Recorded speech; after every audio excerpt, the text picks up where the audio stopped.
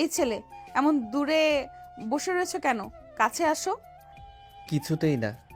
আপনি আমার অনেক সিনিয়র, তার উপর আবার পুলিশ। ওরে বাবা, পুলিশ দেখলেই আমার ভয় করে। আমি কিন্তু তোমার স্ত্রী, সেটা ভুলে যেও না। মানব না আমি। বলা নাই, কওয়া নাই। একটা সিনিয়র মেয়ে দেখে বিয়ে দিয়ে দিলেই হলো না? আমার সাথে আপনার চাই? কি যায় না তোমার সাথে, বলো সেটা। প্রথমত, আপনি আমার সিনিয়র, তার উপর পুলিশ। সব সময় আমার মাথার উপর ছুরি ঘুরাবেন? আমি পুলিশ, এটাই তোমার সমস্যার মূল কারণ, তাই তো? জি, আমি পিচ্চি ছেলে হয়ে আপনার মতো পুলিশ বউ মানব না। আমার জানা মতে অপরাধী পুলিশ দেখে ভয় পায়। তুমিও এমন কোনো অপরাধ করেছো নাকি? অহনার চোখে যেন কিছু একটা জ্বলে উঠল কথাটা বলার সময়। মনে হলো চোখের মধ্যে আগুন জ্বলজ্বল করছে। আরিয়ান কথাটা শুনে থতমত খেয়ে পড়ল। কি যা তা বলছেন আপনি? আমি কেন অপরাধী হতে যাব? আমার সিনিয়র ভালো লাগে না, তাই বললাম। অন্য কোনো কারণ নাই? ভালো না লাগলেও কিছু করার নেই।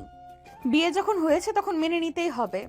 তাই এত কথা না বলে সহজ হওয়ার চেষ্টা করো। কিছুতেই না।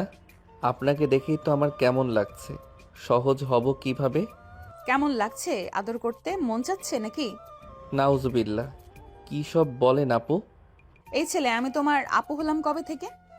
সিনিয়রদের সম্মান দিতে হয়, আর আপনি আমার 3 বছরের সিনিয়র, তাই আমি আপনাকে আপু বলেই ডাকবো। বউকে আপু বলার শখ বের করছি, তুমি দাঁড়াও। অহনা আরিয়ানের কাছে গিয়ে তাকে টান দিয়ে নিজের বুকে ফেলল। তারপর আরিয়ান কিছু বুঝে ওঠার আগেই তার ঠোঁট কামড়ে ধরে কিস করতে লাগলো। আরিয়ান হতভম্ব হয়ে গেল। কি হচ্ছে তার সাথে? জীবনের প্রথম কিস, তাও আবার সিনিয়র পুলিশের সাথে। সিসি, কি লজ্জা! আরিয়ান অহনাকে সরানোর চেষ্টা করতে অহনা আরিয়ানের একটা হাত তার কোমরে রাখলো। সাথে সাথে আরিয়ানের শরীরে কারেন্ট বয়ে গেল। অহনা দীর্ঘ 10 মিনিট কিস করে আরিয়ানকে ছেড়ে দিল। ছাড়া পেয়ে আরিয়ান হাঁপাতে হাঁপাতে বলল, আপনি কি রাক্ষসী নাকি? আর একটু হলে আমার ঠোঁট দুটো খেয়ে ফেলতেন। এটা শুধু আমাকে আপু বলার শাস্তি। ফের যদি আপু বলেছো, খবর খারাপ হবে তোমার। এই জন্য সিনিয়র মেয়ে পছন্দ না আমার, তারা শুধু জোর খাটায়। তাই তো? কয়টা সিনিয়র মেয়ে চেনো তুমি?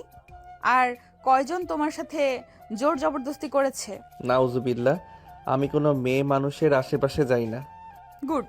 ভুলেও মেয়ে মানুষের কাছে যাবেন না, না হলে একদম 14 শিকে ভরে দেব। ঘরটা অল্প আলোয় ভরা, বাতাসে যেন কড়া গন্ধ। সিনিয়র বইয়ের দাপটে আরিয়ানের বুক ধকধক করছে। মাথায় একটাই চিন্তা, এ কেমন বউ রে আল্লাহ! আল্লাহ, তুমি দেখো এ কোন রাক্ষসীর সাথে আমার বিয়ে দিলা। একটু পরপর জেলে পাঠানোর ভয় দেখায়। আমার জীবনটা তো শেষ। সিনিয়র, তার উপর পুলিশ, বউ না, জেলে যাবার শর্টকাট পথ। কি ভাবছো এতক্ষণ ধরে? মুখ শুকিয়ে বাবু হয়ে আছো কেন? কিছু না, মানে একটু ভাবতেছিলাম। কি ভাবছিলে বলো দেখি। আপনারে নিয়ে ভাবছিলাম। আপনি কেমন মেয়ে, কথায় কথায় জেলে নেওয়ার ভয় দেখান। আপনি মানুষ না ম্যাডাম, আপনি তো পুরো কড়া অফিসার। কড়া অফিসার না হলে তোমার মতো দুষ্টু পিচ্চিকে সামলাবো কিভাবে? আচ্ছা, এখন আর ভাবনা চিন্তা বাদ দাও, চলো শুয়ে পড়ি। আমি আপনার সাথে শুব না। আপনি পুলিশের মতো ঘুমান কিনা কে জানে। আবার এক্ষুনি হাতকড়া পরাই দিবেন। কথাটা বলার সাথে সাথেই অহনার একদম পুলিশে সেই জেরা করার রাগ ঝলসে উঠল। কি বললে? আমার সাথে শুবা না? জি, মানে না। অহনা এক মুহূর্ত দেরি করল না। রাগে ফুটতে ফুটতে আরিয়ানের হাত এক টান মেরে তাকে বিছানায় ফেলে দিল। আরিয়ান ধূপ করে বিছানায় পড়ল। আউ, এভাবে কেন টানলেন? আমি মানুষ নাকি আসামি? তুমি এখন আমার আসামি, আর আসামিদের সঙ্গে আমি খুব কড়া ব্যবহার করি। কথা শেষ না হতেই অহনা নিচু হয়ে আরিয়ানের ঠোঁট কামড়ে ধরে আবার কিস করতে লাগলো। আগেরটা চেয়েও এবারে জোরে। আরিয়ানের চোখ বড় বড়। এই মেয়েটা আসলেই মানুষ তো। ম্যাডাম, ম্যাডাম, থামেন। আমার ঠোঁট নাই হয়ে যাবে। বেশি বাড়াবাড়ি করলে এক্ষুনি জেলে পাঠাবো, বুঝলে? জি বুঝছি, খুবই বুঝছি। না বলার কোনো অপশন নাই মনে হয়। ঠিক তাই। এখন চুপচাপ এখানে শও। নাড়াচাড়া করলে আবার কিস করব। আর এবার ছাড়বো না। রব্বা, এটাই কি আমার বিবাহিত জীবন? পুলিশ বউয়ের জেরা রুমেই কি আমার রাত কাটবে? আমি তো পিচ্ছি, এভাবে সিনিয়র পুলিশ বউ সামলাবো কিভাবে? ভালো ছেলে, এখন চোখ বন্ধ করো। আরিয়ানের চোখ বন্ধ, কিন্তু শান্তি নেই। আজ রাতটা তার জন্য নির্ঘুম, ভয়ের রাত। সিনিয়র পুলিশ বইয়ের বিছানায় ঘরের আলো আরও মিলান হয়ে এসেছে। বাইরে নিঃশব্দ রাত, ভেতরের শুধু আরিয়ানের দম বন্ধ হয়ে আসার শব্দ। সিনিয়র পুলিশ বইয়ের পাশে ঘুমানোই তো সবচেয়ে বড় ভয়। আরিয়ান কেচোর মতো এদিক ওদিক গড়াগড়ি দিয়ে অবশেষে একটু দূরে সরে শুয়ে রইল। কিন্তু সে ভেবেই দেখেনি অহনা এমন মেয়ে না যে দূরত্ব মানবে। কিছুক্ষণ পরে অহনা আস্তে আস্তে আরিয়ানের দিকে এগিয়ে এলো। কোনো শব্দ নেই। তারপর হঠাৎই এত দূরে কেন শুলে? আর কিছু বলার আগেই অহনা এক ঝটকায় আরিয়ানকে জড়িয়ে ধরল। তার বুকের সাথে আরিয়ানের শরীর আচমকা দম বন্ধ হয়ে এলো। আরিয়ান চমকে উঠে লাফ দিয়ে বসল। আউ, কি করলেন? তার পুরো শরীর বিছানায় কেঁপে উঠল। অহনা প্রচুর বিরক্ত আরিয়ানের কাজে। সে রেগে বলল, কি হলো, লাফাচ্ছ কেন? আমাকে কেউ টাচ করলে আমার ঘুম হয় না, এইভাবে হুট করে ধরে ফেললে ভয় লাগে। ভয় লাগে? তাহলে আরো জোরে ধরে থাকি। না না না, দূরে থাকেন, আল্লাহই ভরসা। অহনা চোখ সরু করে তাকালো। তারপর একটু সময় নিল। সে আবার আরিয়ানের হাত ধরে টান দিয়ে বিছানায় শুয়ে দিল। আরিয়ান চুপচাপ অসহায়ের মতো শুয়ে পড়ল।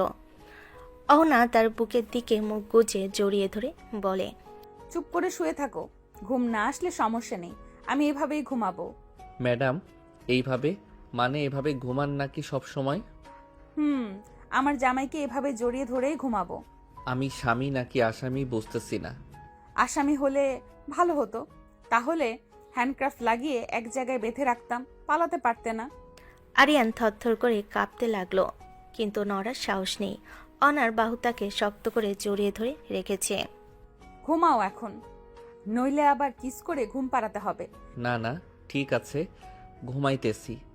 ভয়, লজ্জা আর সিনিয়র পুলিশ বইয়ের জোরে সব মিলে আরিয়ানের ঘুম না হলেও চোখ বন্ধ করা ছাড়া আর উপায় নেই। অহনার বাহুর ভেতর বন্দী হয়ে তার রাত শুরু হলো।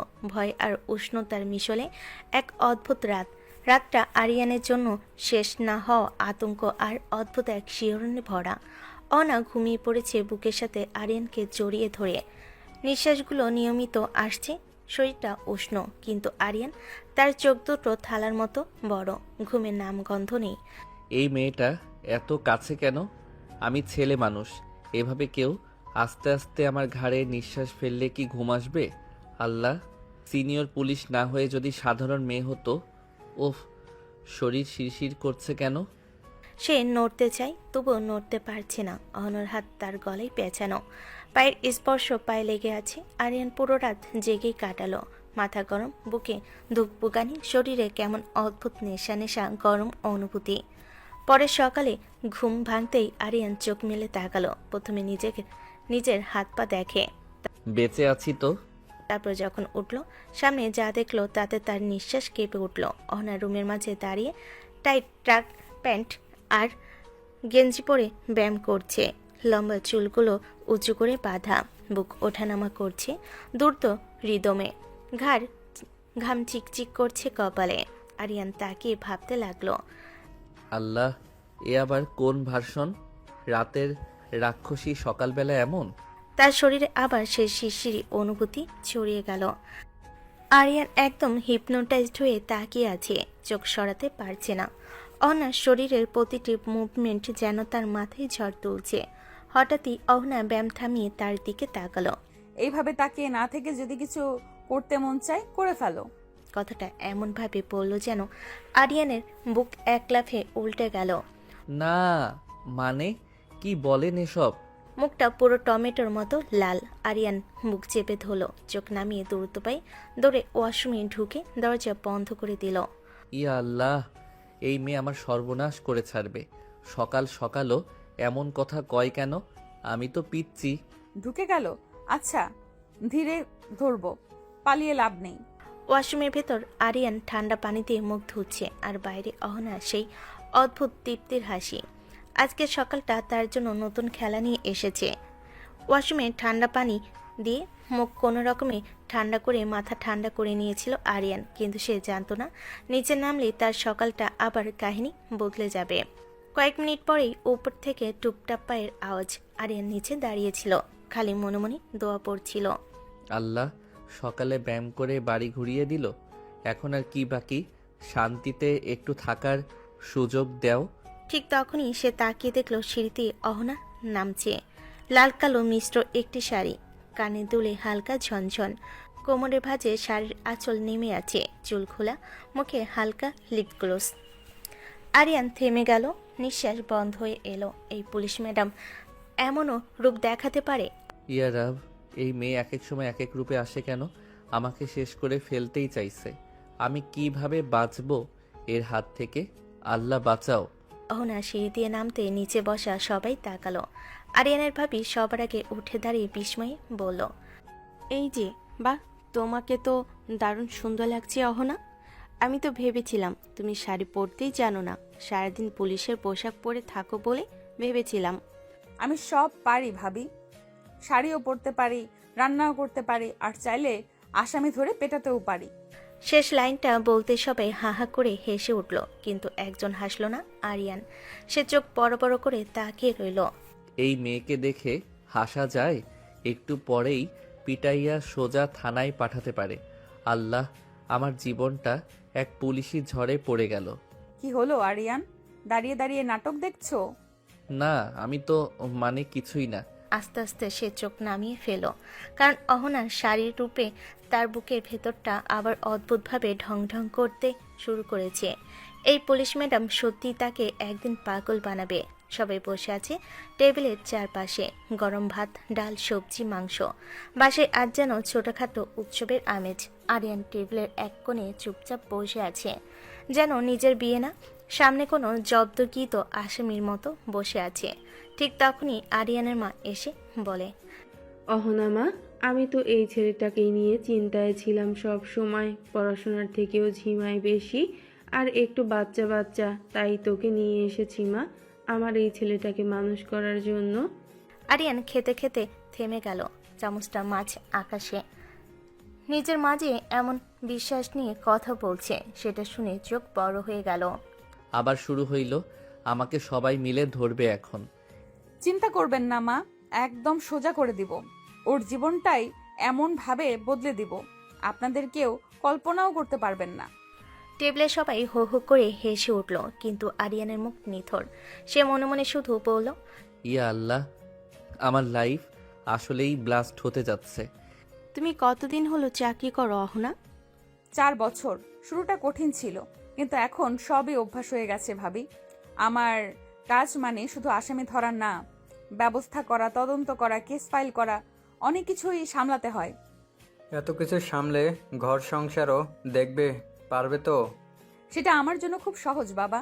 চাকরির চাপ আর বাসার দায়িত্ব দুটোই সামলাতে পারি। মানুষ হলে সবই সম্ভব। কথা বলতে বলতে অহনা মাঝে মাঝে তাকিয়ে দেখছিল আরিয়ান বসে আছে, গরম গরম ভাত মুখে নিচ্ছে, কিন্তু প্রতিবারই মনে হচ্ছে আরেক চামচ দেওয়ার আগে হার্টবিট বেড়ে যাচ্ছে। এই কথা বলার স্টাইলটাই ভয়ঙ্কর। জীবন বদলে দিব বলে গেছে মানে কি? আমাকে তো পুরো পাল্টাইয়া ফেলবে না তো? ওরে নাড়াচাড়া না করলে কিছুই শিখবে না। তাই অহনা, তুমি আমাদের বাসায় শান্তি আনবে। শান্তি তো আনবই ভাবি, তার সাথে একটু শাসনও থাকবে। শাসন শব্দটা শুনে আরিয়ানের হাত কেঁপে গেল, চামচটা থালায় টিং করে বাজলো। সে চুপচাপ নিচু গলায় ফিস ফিস করে বলল, শাসন না কইরেন, আমি তো আগেই সোজা। এখনো বাঁকা আছো নাকি অনেক? কোথায় সোজা, এখনো বাঁকা আছো অনেক? আবার সবাই হাসলো। আরিয়ানের মুখ আরো লাল হয়ে গেল, লজ্জায়, ভয় আর কেমন অদ্ভুত এক উত্তাপে। খেতে খেতে গল্প চালাতে লাগলো। অহনার কৃতিত্ব, আত্মবিশ্বাস, সৌন্দর্য সব মিলিয়ে পুরো বাড়ি যেন তাকে নিজের করে নিচ্ছে, শুধু একজন বাদে, আরিয়ান। তার মনে শুধু একটাই কথা, এই সিনিয়র পুলিশ বউ আমাকে নিয়ে কি প্ল্যান করছে আল্লাহ। সকালের আলো রুমে ভালোভাবে ঢুকছে। আরিয়ান ধীরে ধীরে রুমের দরজা ঠেলে ভেতরে ঢুকলো। ঢুকতে তার চোখ কেমন যেন আটকে গেল। অনা সামনে, আয়নার সামনে দাঁড়িয়ে পূর্ণ পুলিশের ড্রেস পরে রেডি, কালো বেল্ট, শার্টের ফিটিং, গলায় আইডি কার্ড, পরে একটা শাসন ভরা আভা। আরিয়ান থমকে দাঁড়িয়ে রইল। ইস, এই ভার্সনের অহনা দেখলেই আমার গা কাঁপে। কি ব্যাপার, দাঁড়িয়ে আছো কেন? তুমি ভার্সিটিতে যাবে না? যাব তো, কেন যাব না? তাহলে রেডি হও, আমি নামিয়ে দিব তোমাকে। কিছুতেই না, আমি আপনার সাথে যাব না। আপনার বন্ধু বান্ধব দেখলে হাসাহাসি করবে। কথাটা বলেই আরিয়ান এক পা পিছিয়ে গেল, কারণ অহনা ধীরে ধীরে তার দিকে এগিয়ে আসছে। চোখে সেই স্নেহর পুলিশি দৃষ্টি। একেবারে কাছে এসে হঠাৎই তার শার্টের কলা ধরে টেনে খুব কাছে নিয়ে এলো। হ্যাঁ, কি করছেন? যা করছি ঠিকই করছি। এরপর অহনা ঝুঁকে এসে আরিয়ানের ঠোঁটে মৃদু একটা গা কাঁপানো একটা চুমু দিল। হঠাৎ নরম অথচ শক্ত দাবি থাকা আদর। আরিয়ান চোখ বড় করে তাকিয়ে রইল। এই মেয়ের সমস্যা কি? যে কোনো সময় কিস করে ফেলে। তোমাকে আমার সাথে যেতে হবে, সবাই দেখুক তোমার বিয়ে হয়েছে আর তোমার বউ একজন পুলিশ অফিসার। না, আমি কাউকে বলতেই চাই না যে আমার বিয়ে হয়েছে। কেন, প্রেম করবে নাকি বাইরে গিয়ে? নাউজুবিল্লাহ, আমি এসব করি না। তাহলে আমার কথা জানাতে সমস্যা কোথায়? সমস্যা আছে, আপনি এমনি সিনিয়র, তার উপর আবার পুলিশ। আমি যদি বলি আমার বউ পুলিশ, সবাই আমাকে পচাবে, টিটকারি দেবে, বলবে আরিয়ান বউয়ের প্যান্টের নিচে থাকে। ওটা নিয়ে তুমি ভাবছো কেন? আমি আছি, যেই পচাবে ওটাকে আগে পেটাবো। আরে, এ আবার কি? এইভাবে কেউ সমস্যার সমাধান করে নাকি? অহনা তার থুতনি ধরে উপরে তুলল, চোখে চোখ রেখে বলল। আমার সাথে থাকতে হলে আমার পরিচয়, আমার ক্ষমতা আর আমার শাসন সবই মেনে চলতে হবে। তুমি আমার স্বামী, এটা সবাই জানবেই।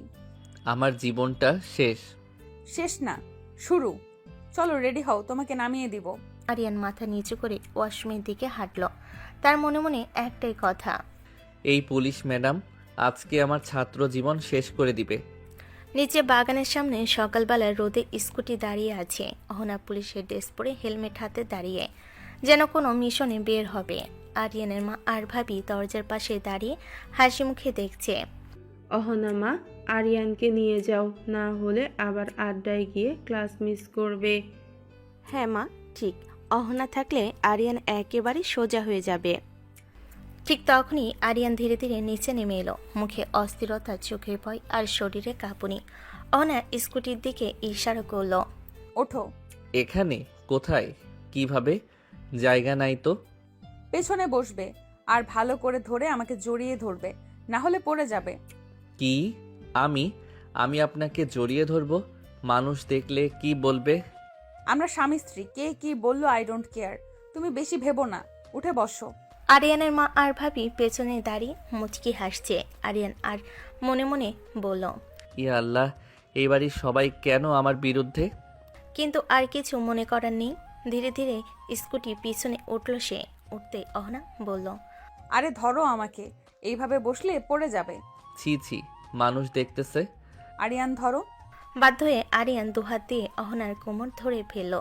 ধরতে তার শরীর শিউরে উঠল, মনে হলো বুকের ভেতর কেমন একটা নেশা পেয়ে বসেছে। ব্যাস ঠিক আছে, এভাবেই চুপ থেকো। আমার শরীরটা কাঁপতেছে, আপনার জন্য না, স্কুটি নড়তেছে তাই। খুব জানি কেন কাঁপছে। স্কুটি স্টার্ট দিতেই আরিয়ান আরো জোরে অহনাকে জড়িয়ে ধরল। অহনাও হেসে বলল, ভয় পেও না, আমি আছি। আপনি থাকলেই তো আমি বেশি ভয় পাই। স্কুটি এগিয়ে গেল পিছনে। লজ্জে লাল মুখে কাঁপতে কাঁপতে বসে আছে আরিয়ান। সিনিয়র পুলিশ বউকে জড়িয়ে ধরে অহনার স্কুটি ধীরে থামলো আরিয়ানের ভার্সিটির সামনে। সকালটা ছিল একদম শান্ত, কিন্তু আরিয়ানের জীবনে ঝড় বইল থেমে থেমে। স্কুটি থামতেই আগে দাঁড়িয়ে থাকা কয়েকজন বন্ধু দূর থেকে চোখ বড় বড় করে তাকিয়ে রইল। আরে, ওইটা না পুলিশ ম্যাডাম? আরিয়ান কি করে ওনার সাথে? মনে হয় ওকে পুলিশে ধরছে, যে একেবারে দুষ্টুমি করে। আরিয়ান নিচে নামতে লজ্জায় মুখ লাল। অহনা হাঁটছে ঠিক তার পাশে, দৃঢ় স্টেপে কৃতিত্বের ভয়ঙ্কর আভা নিয়ে। অহনা একবার চারপাশ ঘুরে তাকালো, তারপর সোজা আরিয়ানের বন্ধুদের দিকে এগিয়ে গেল। শোনো তোমরা, আমি অহনা, আরিয়ানের স্ত্রী। বন্ধুরা সবাই হাঁ করে থতমত খেয়ে গেল। পায়ের পাতার মাটি সরে যাওয়ার মতো চেহারা। আরিয়ান যেন এখানে কোনো দুষ্টুমি না করে। কোনো বেয়াদবি করলে, ক্লাস ফাঁকি দিলে বা কারোর সাথে অযথা ঝামেলায় জড়ালে একদম আমাকে ফোন দিবে। জি ম্যাডাম, অবশ্যই ম্যাডাম। আরিয়ানের গলা শুকিয়ে গেল। সে চুপচাপ দাঁড়িয়ে আছে, যেন পৃথিবীর থেকে উদা হয়ে যেতে চায়। হঠাৎই অহনা তার দিকে ফিরে এলো, চোখে ভয়ানক রোমান্টিক এক দুষ্টু ঝিলিক। আরিয়ান বুঝে ওঠার আগেই যাও সোনা, ক্লাস করো। আমি আমি ডিউটিতে যাই। এই বলে সে আরিয়ানের দুগাল টেনে চাপ দিয়ে আদর করলো। ভার্সিটি গেটের সামনে মানুষজন, বন্ধুরা, সিনিয়র জুনিয়র সবার সামনে আরিয়ানের মুখ মুহূর্তেই টমেটো লাল। আহ, না, মানুষ দেখতেছে, প্লিজ। দেখুক আমার স্বামীকে আদর করি, এতে লজ্জার কি আছে? ডিউটিতে যাই সোনা, ভালো করে ক্লাস করো। আর দুষ্টুমি করলে তোমার বন্ধুদের কাছ থেকে খবর পেয়ে তোমাকেই ডিউটির পর নিয়ে শাসন করব। বলে স্কুটি চালিয়ে চলে গেল। ধুলো উড়ে গেল। গেটের সামনে সবাই নিস্তব্ধ। বন্ধুরা ধীরে ধীরে আরিয়ানের দিকে ফিরল। দোস্ত, তুই নিশ্চিত বিয়ে করছিস? মনে হচ্ছে গালে টান দিছে পুরো বীরের সামনে। আপুটা তো একদম ভয়ঙ্কর সুন্দর। চুপ করো সবাই, প্লিজ। একটা কথা বললে রাগ করবো। আজকে ক্লাসের চেয়েও বেশি টেনশন দিছে আমার এই পুলিশ বউ। ভার্সিটির গেটের সামনে দাঁড়িয়ে আরিয়ান তখনও লজ্জায় পুড়ে মরার মতো চেহারা নিয়ে দাঁড়িয়ে। বন্ধুরা এক একজন এগিয়ে এসে কুনি দিয়ে গুঁতা দিচ্ছে। কিরে ভাই, মুখটা এমন শুকায় গেছে কেন? কিছু বলছিস না কেন? কি আর বলবো রে ভাই, দুঃখের কথা। বাড়ি থেকে জোর কইরা বিয়ে দিছে, তাও আবার এমন দজ্জাল পুলিশের সাথে। আচ্ছা আচ্ছা, দরজাল পুলিশটা তো এখন তোর বউ, জোর করে আদর করছে নাকি? হ্যাঁ রে ভাই, শুধু কি আদর আদর, শাসন, হুমকি সবই করতেছে। এক রাতেই জীবনটা তেনা তেনা। আমারে তো নাকে দড়ি দিয়া ঘুরাইতেছে পুরা। ভাই, এবার তুই সোজা হয়ে যাবি, আর দুষ্টামি নাই। একদম ভালো বাচ্চা। দুষ্টুমি না করলে তো ভাই আমি শুকাইয়া মরি যামু। আমার দুষ্টুমি ছাড়া জীবন চলে? ভাই, তোর বউ এমন দুষ্টামি করলে তোকে একদম জেলে ভরে দিবে। এইটা তো প্রবলেম রে ভাই। আমার বউ পুলিশ, কেউ না দেখলেও ও নিজে আমারে ধরে নিয়ে যাবে। এমন ভয়ঙ্কর রোমান্টিক পুলিশ বউর সাথে কেমনে টিকবো আমি? আরিয়ান ক্লাসরুমে দরজা ঠেলে ঢুকতেই তার বন্ধুরা তাকে এক নজর দেখে নিয়ে ফিসফিস করে কাঁধে কাঁধ মিলিয়ে হেসে উঠল। দেখিস তো ভাই, আরিয়ান আজকে পুরোটা পুলিশ ম্যাডামের সাথে ঘোরাফেরা করলো। বউ তো নয়, যেন বস। কিরে ভাই, মতো লজ্জা পাইলি নাকি? সবার সামনে গাল টেনে আদর করে দিল। আরিয়ান লাল হয়ে গেল, গলা শুকিয়ে চোখে আগুন, মাথা নিচু করে বসে রইল। ভাই, এমনিতেই আমার জীবন শেষ, তোরা আবার ফাইজলামি করিস না আমার সাথে। ভাই, এই বয়সেই বিয়ের মজা পাইতেছিস? তোর খুশি হওয়ার কথা। সবাই তো নতুন অভিজ্ঞতা। আরিয়ান চোখ বড় করে তাকালো, যেন কোনো অস্ত্র তাকে শাসন করছে। সে মুখটা একদম করুণ করে বলল, কি যে বলিস রে ভাই, এমন বিয়ে করার থেকে সারা জীবন সিঙ্গেল থাকা ভালো। বন্ধুদের হাসি থেমে গেল, কিন্তু ক্লাসের মধ্যে কৌতূহল বেড়ে চলেছে। আরিয়ান চুপচাপ নিজের ডেস্কে বসে মনে মনে ভেবে চলেছে। এই সিনিয়র পুলিশ বউ আমার জীবন পুরো পাল্টে দিল, আর সবাই এখন হাসছে। আমি কি করি? আরিয়ান বন্ধুদের সাথে ক্যান্টিনের টেবিলে ঘিরে বসে হেসে খেলে আড্ডা দিচ্ছিল। প্লেটে স্যান্ডউইচ তা আর হালকা ভেজিটেবল, কিন্তু তার মন একদম অন্যদিকে। ঠিক তখনই ফোনে রিংটন, ক্যান্টিনের শব্দ ঢেকে গেল। আরিয়ান হালকা করে অবাক হয়ে ফোন বের করলো। হ্যালো, কে? আমি তোমার বউ সোনা। আরিয়ান থতমত খেয়ে একদম চুপ। প্লেটে রাখা স্যান্ডউইচটা পর্যন্ত হাত থেকে পড়ে যাওয়ার উপক্রম। আপনি কল করেছেন কেন এখন আবার? তুমি কি করছো সোনা? কেমন করে কথা বলছেন আপনি? কেন সোনা, লজ্জা পাচ্ছ? বউকে ভয় লাগে নাকি? ফোন রাখুন তো প্লিজ। ঠিক আছে, এখন রাখছি, কিন্তু মনে রেখো রাতের মজা দেখাবো তোমাকে। আরিয়ান থমকে গেল। হ্যাপি হওয়ার পরিবর্তে চোখ বড় বড় হয়ে গেল, মুখ গরম লজ্জায় জ্বলছে। রাতের মজা? এই পুলিশ ম্যাডাম কি করবার পরিকল্পনা করছে আমার জন্য? ক্যান্টিনের মধ্যে বন্ধুদের দিকে তাকালো। তারা সবাই হাসি ধরে রাখতে পারছে না, আর আরিয়ান একদম লাল হয়ে মনে মনে বলল, আল্লাহ, এই সিনিয়র পুলিশ বউ আমার জীবন পুরো কাঁপিয়ে দিচ্ছে। ক্যান্টিনে বন্ধুদের সঙ্গে বসে আরিয়ান যখন চা খাচ্ছিল, ঠিক তখনই ফোনের কলের বিষয়টি সবাই লক্ষ্য করল। বন্ধুরা হাসি ধরে রাখতে পারছিল না। ভাই, তোর বউ তো তোকে হেভি ভালোবাসে, এখনই যেতে যেতেই আবার ফোন দিয়ে খবর নিচ্ছে। এমন বউ পা ওরে বাবা, ভাগ্যের ব্যাপার। আরে ভালোবাসা না রে ভাই, এসব হলো জ্বালানোর ধান্দা। আমাকে জ্বালাতে ওনার বেশি ভালো লাগে। যাই বলিস ভাই, এমন একটা বউ পেলে তো জীবন সাইন। ভাই, এমন বউয়ের দরকার আমার নাই। বন্ধুরা আরও হাসতে লাগলো, কিন্তু হঠাৎই আরিয়ানের মনোভাব বদল। সে ফোনটা টেবিলে রেখে বন্ধুদের দিকে চোখ ফেলে বলল, এমন বউ ধমক দিয়েও রাখবে, কান ধরে উঠাবে আর বসাবে। ওরে বাবা, বুঝলাম তুই আরিয়ান সত্যি বউয়ের হাতের পুতুল। আরিয়ান চুপচাপ চা ধরে বসে রইল, মুখ লাল, লজ্জার মিশ্র অনুভূতি। মনে মনে ভাবল, এই সিনিয়র বউ জীবনটা একেবারে উল্টে দিয়ে যাবে। আরিয়ান বিকেলে রোদে বাসে ঢুকলো। ঘরের দরজা খুলতেই চোখ পড়ল অহনা শাড়ি পরে সুন্দরভাবে সাজগোজ করে বসে আছে। তার চোখে এক ধরনের রহস্যময় ঝিলিক, চুল নিখুঁতভাবে বাঁধা, গলায় হালকা লকেট। আরিয়ানের মন একদম থমকে গেল। কি রে ভাই, এক এক সময় এক এক রূপে থাকে এই মেয়েটা, এবার আবার শাড়ি পরে সেজে গুজে বসে আছে। এসব আমাকে ঘায়েল করার ধান্দা। তবুও চোখের সামনে থাকা অহনার সেই সৌন্দর্য দৃষ্টি আরিয়ানের ধমকে থামালো। আমিও তো এত সহজে গলে যাব না, কিন্তু এত সুন্দর, চোখ ধাঁধিয়ে যাচ্ছে। থামবার মতো দাঁড়িয়ে থেকো না সোনা, চলো ফ্রেশ হয়ে নাও। আরিয়ান মনে মনে কেঁপে উঠল, তারপর তাড়াতাড়ি রুমের দিকে ছুটল। দরজা ধাক্কা দিয়ে বন্ধ করে ওয়াশরুমে ঢুকলো। হাত ধুতে ধুতে আরিয়ান নিজেকে শান্ত করার চেষ্টা করলো, কিন্তু চোখে চোখ রেখে থাকা অহনার দৃষ্টি বারবার মনে পড়ে যায়। মনে মনে বলল, এই বউ শুধু সুন্দর নয়, একেবারে বিপজ্জনক। আরিয়ান ওয়াশরুম থেকে বের হয়ে ঘরে ঢুকতেই চোখে পড়ল অহনা। শাড়ি এখনও ঝরঝরে, চুল ঠিকঠাক বাঁধা, চোখে দুষ্টু ঝিলিক। হঠাৎ অহনা ধীরে ধীরে এগিয়ে এসে তার গলা জড়িয়ে ধরল। আই মিস ইউ সোনা। আরিয়ান মুহূর্তেই থমকে গেল, গলা শুকিয়ে, চোখে অস্থিরতা।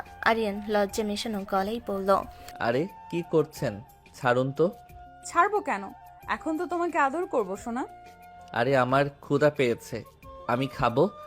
না সোনা, আগে আমার ঠোঁটের মিষ্টি খাও, পেট ভরে যাবে, খাওয়া পরে হবে। আরিয়ানের গলা শুকিয়ে গেল, শরীর কেঁপে উঠল, হালকা লজ্জা আর উত্তেজনার মিশ্র অনুভূতি। আরিয়ান কণ্ঠ চেপে ধরে চোখ বন্ধ করে বলল, ছাড়ুন ম্যাডাম, আমার অস্বস্তি হচ্ছে। অহনা ধীরে হাসলো, তারপর আরিয়ানের হাত নিজের কোমরে টেনে রেখে বলল, না সোনা, আগে আদর করবে তারপর ছাড়বো। আরিয়ানের শরীর জুড়ে একদম কারেন্ট বয়ে গেল। চেষ্টা করলো সরে যেতে, কিন্তু অহনার কোমর ধরে রাখার শক্তি তাকে বাধ্য করলো স্থির থাকতে। ম্যাডাম সত্যি ছাড়ুন তো। না সোনা, এখন থেকে রাত পর্যন্ত আমার আদরই হবে তোমার ডিনার। আরিয়ান চুপচাপ, লজ্জা আর উত্তেজনায় মুখ লাল হয়ে বসে রইল। মনে মনে ভাবল, এই বউ আমার জীবন পুরো উল্টে দিয়েছে, আর আমি কোনো পথ খুঁজে পাচ্ছি না। আরিয়ান এখনো লজ্জায় মুখ লাল, কিন্তু অহনার কোমল চাপ আর চোখে দুষ্টু ঝিলিকের সামনে একদম আটকে গেল। কি হলো সোনা, আদর করো তো। আমি পারবো না, সরতে দিন। আরিয়ানের মন ভিতর থেকে উল্টে পাল্টে যাচ্ছে। এক মুহূর্ত দাঁড়িয়ে থেকেও সেও বাধ্য হয়ে অহনার দিকে এগুতে লাগলো। চোখ ফুটিয়ে বন্ধ করলো অহনা। ঠিক আছে, শুধু চুমু দিব। আরিয়ান আস্তে আস্তে অহনার ঠোঁটে 2-3টা হালকা চুমু দিল, কিন্তু নেশা যেন বেড়ে গেল হঠাৎ। তার হাত বাড়িয়ে স্বাভাবিকভাবে অহনাকে আরো কাছে টানলো। তাহলে আমিও সরতে পারবো না সোনা, তোমাকে আমি আমার দেওয়ানা বানাবো আরিয়ান, তুমি আমাকে ছাড়া কিছুই বুঝবে না। আরিয়ান চোখ বন্ধ রেখে কিস করতে করতে ধীরে ধীরে অহনাকে কোলে তুলে বিছানায় শুয়ে দিল। বিছানার নরম চাদরে অহনার শরীর আর উত্তেজনা মিশে গেল। আরিয়ান নরম কণ্ঠে লজ্জা মেশানো গলায় বলল, আমি তোমাকে অনেক আদর করতে চাই সোনা। তারপর আরিয়ান আরো গভীরভাবে কিস করতে লাগলো। হাত দিয়ে অহনার কোমর আর পেছন টেনে ধরলো। আরিয়ান আর অহনা নিজেদের ঘরের নরম আলো নীরবতার মাঝে একে অপরের আরো কাছে চলে এলো। আরিয়ান ধীরে ধীরে অহনার শাড়ির কিনারায় হাত দিয়ে সরিয়ে দিল। তার গায়ে হাত বুলিয়ে গলায় আর বুকে আস্তে আস্তে কিস করতে লাগলো। অহনা চোখ বন্ধ করে আরিয়ানের আদরে সায় দিতে লাগলো। হাত দিয়ে আরিয়ানের পিঠ ধরে তাকে আরও কাছে টেনে আনলো। কিছুক্ষণের জন্য সময় যেন থমকে গেল। তাদের ঘরের নরম নিঃশ্বাস আর নরম স্পর্শে পুরো ঘর ভরে গেল। হঠাৎ দরজা কড়া নাড়ার শব্দে নড়ে উঠল। আরিয়ান খেয়ে যাও, দেরি হয়ে যাচ্ছে। আরিয়ান চোখ বড় করে লজ্জা মিশিয়ে হাঁপিয়ে নিঃশ্বাস ফেল। অহনার উপর থেকে উঠে বসল। জি ভাবি, আসছি। আরিয়ান নিজেও অবাক, লজ্জা আর উত্তেজনার মধ্যে সে ভাবছে। আমি কি করছিলাম, শেষ কি করতে যাচ্ছিলাম? কি হলো সোনা, আরো আদর করতে চাও নাকি? আরিয়ান কিছু না বলে শুধু মাথা নেড়ে লজ্জায় রুম থেকে চলে গেল।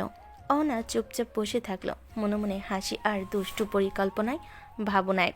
সোনা, আজ থেকে সব খেলা হবে আমার নিয়ন্ত্রণে। মনে মনে হাসি আর দুষ্ট পরিকল্পনার ভাবনায় আরিয়ান নিচে নেমে আসে। ভাবির সামনে মুখ নিচু, লজ্জা এখনো কানে গরম হয়ে আছে। চুপচাপ প্লেটে ভাত তুলে খেতে থাকে, মনটা তবে অন্য জায়গায়, অহনার কাছে। তারপর খাবার শেষে ধীর পায়ে আবার উপরে উঠে যায়। ঘরের দরজার কাছে যেতে সে শুনতে পায় অহনার গলা, কিন্তু গলাটা সে নরম আদুরে না, বরং কেমন যেন কঠিন ধারালো। তোমরা কি ভাবছো সে শাস্তি পাবে না? তার ভুল কেউ ভুলবে না? আমার ত্যাগ আমি বৃথা যেতে দেব না, বুঝলে? চরম শাস্তি পেতে হবে তাকে, যেভাবেই হোক। কার কথা বলছে? কাকে শাস্তি দিবে?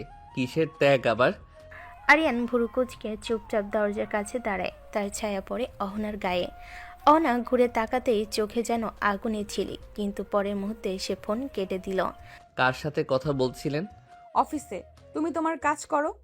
ওই গলায় এমন একটা ঠান্ডা শক্তি ছিল, যেন সেখানে কোনো গোপন যুদ্ধ চলছে। আরিয়ান কিছু বলল না, বিছানায় গিয়ে ধীরে শুয়ে পড়ল। চোখে ঘুম নেই, মনে শুধু সন্দেহ, অজানা ভয় আর অহনার আচরণের রহস্যময়তা। সে মোবাইলটা খুলে ফেসবুক ফিড স্ক্রল করতে লাগলো। আলো ফ্ল্যাশ করছে, কিন্তু আরিয়ান মনে একটাই ভাবনা। অহনাকে, এই যে আগুন ভরা চোখ, এই ভয়ঙ্কর নীরবতা। বিকেলের হালকা আলো জানালা দিয়ে ঘরে পড়ছে। অহনা সোফায় বসে শান্ত মুখে একটা হালকা হাসি। পাশে আরিয়ানের ভাবি চা নিয়ে বসে আছেন। দুজনেই গল্প করছিল ঠিকই, কিন্তু কথার মোড় একসময় অদ্ভুত গা ছমছমের দিকে চলে গেল। অহনা, শুনেছিলাম তোমার একটা ভাই ছিল, সে নাকি মারা গেছে। অনার হাসিটা মুহূর্তে মিলিয়ে গেল। তার চোখের ভেতর যেন এক ঝলক অন্ধকার নেমে এলো।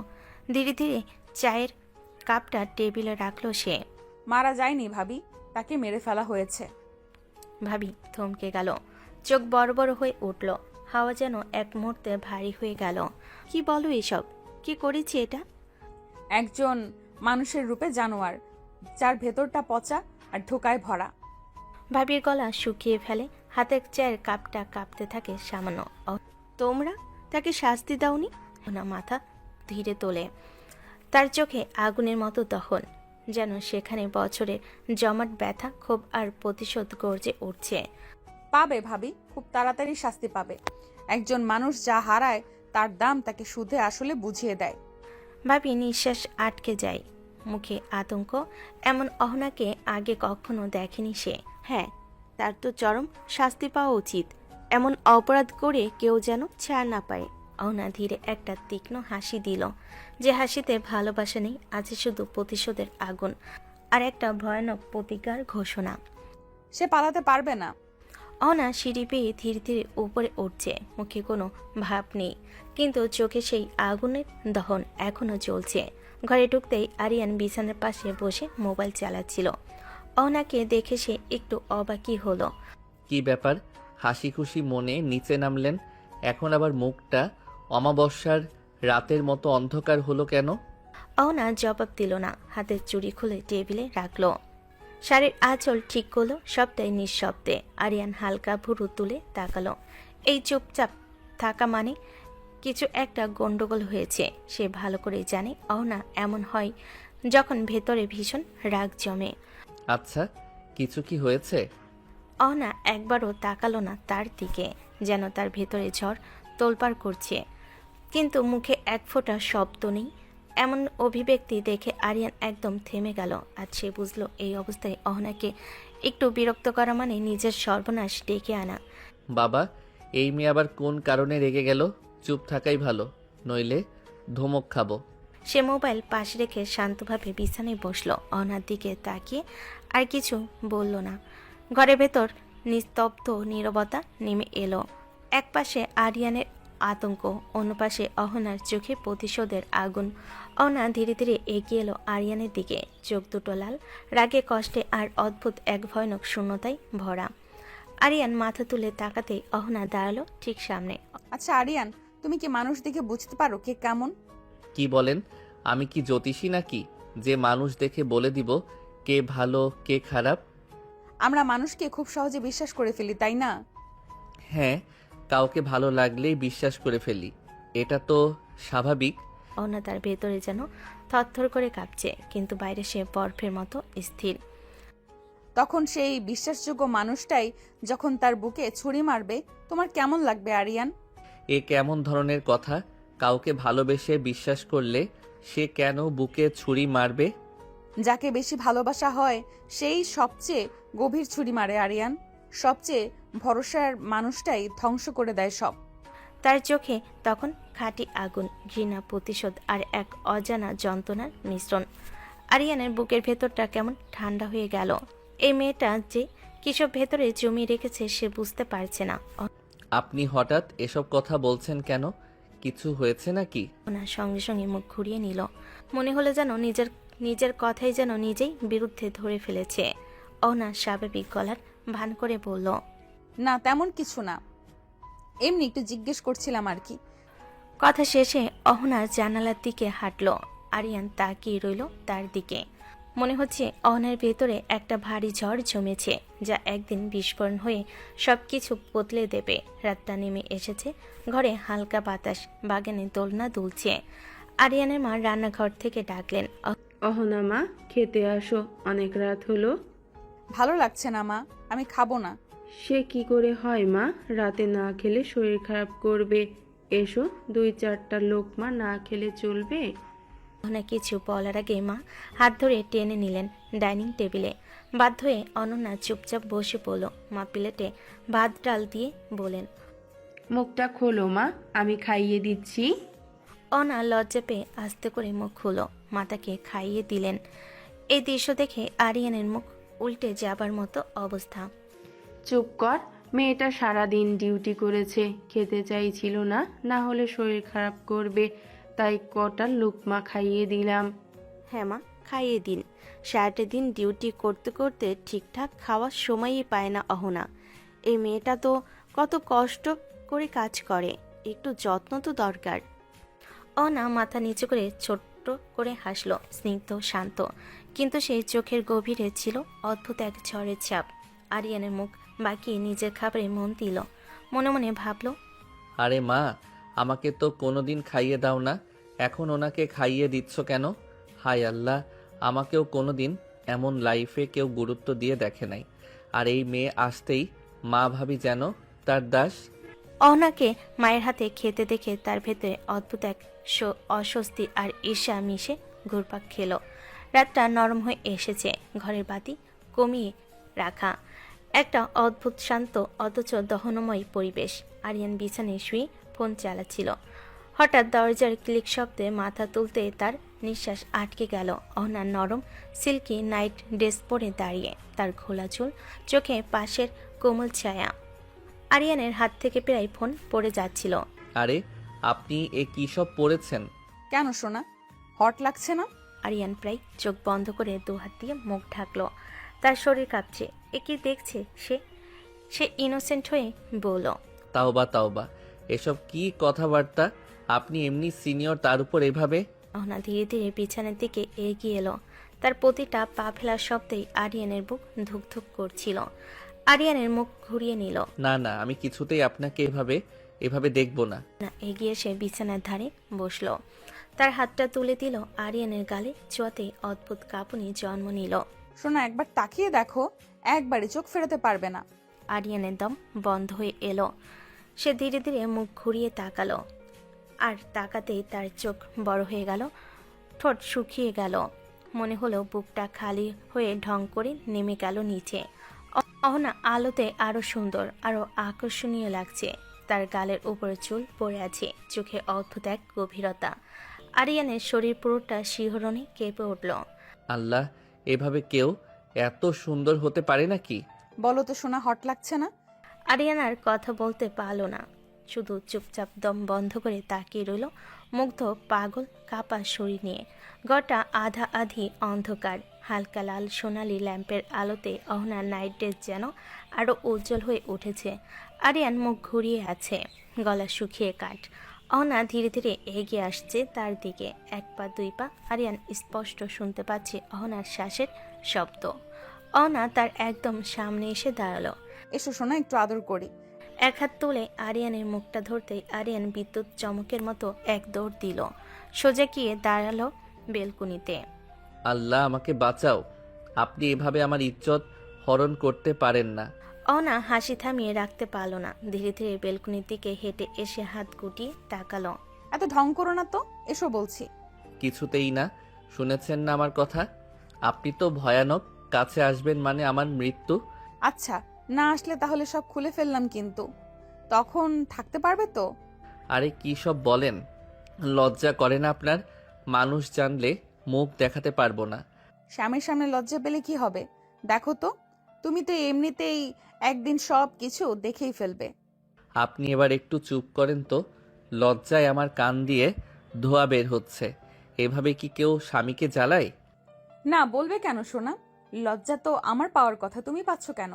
কারণ আপনি একটা একটা দজ্জালাপা ধরনের রোমান্টিক পুলিশ। আর তুমি আমার লাজুক স্বামী, যাকে আজ না হলে কাল নাকে দড়ি দিয়ে ঘোরাবো। আল্লাহ, এই মেয়েটার হাত থেকে পালাতেই হবে। দৌড়াও সোনা, একদিন না একদিন তোমাকে ফিরে এসে আমার বাহুতেই ধরা দিতে হবে। অহনার চোখে সেই ঠান্ডা গভীর দৃষ্টি। আরিয়ান দরজার সামনে দাঁড়িয়ে দুহাত তুলে আত্মসমর্পণের ভঙ্গি করতেই ওর কণ্ঠ কাঁপা কাঁপা হয়ে গেল।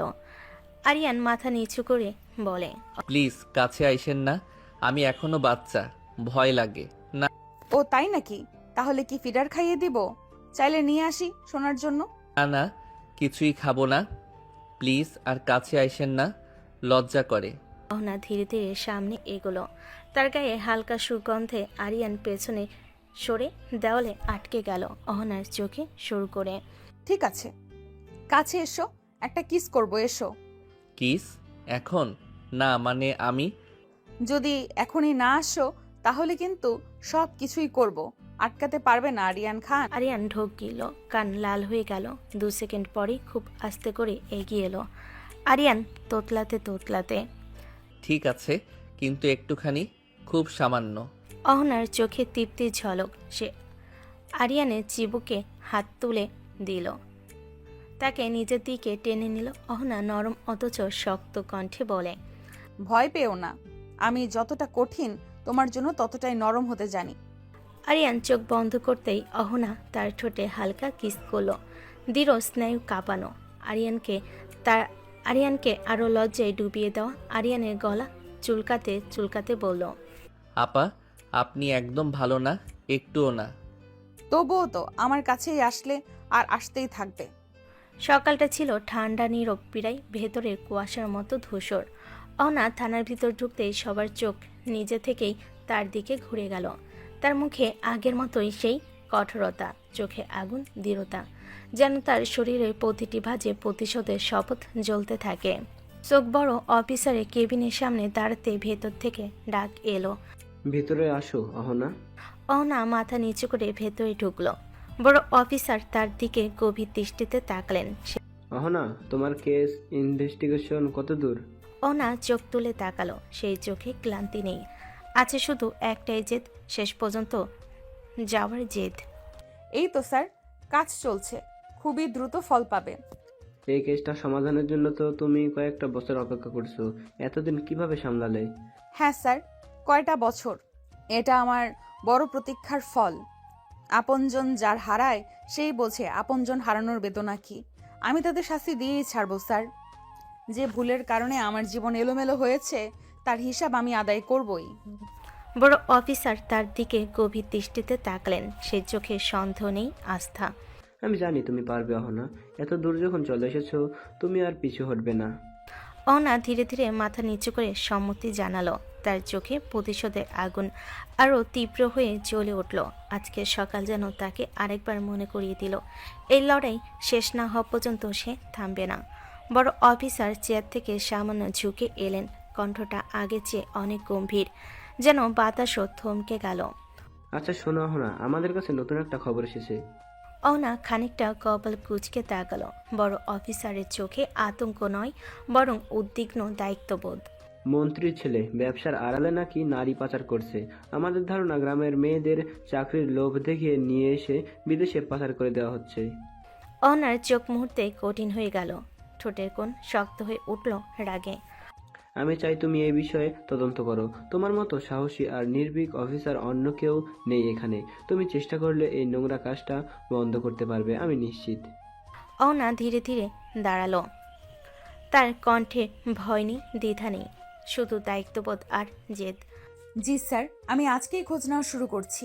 এই কাজটাও শেষ করব, যেভাবে বাকি কাজগুলো করেছি। বড় অফিসার তৃপ্তির নিঃশ্বাস ফেলেন। ঠিক লোককেই দায়িত্ব দিয়েছেন, সেটা আবার নিশ্চিত হলেন। কেবিন থেকে বের হয়ে অহনা তার নিজের ডেস্কে গিয়ে বসল। বাইরে ভোরের আলো পুরোপুরি ফোটেনি।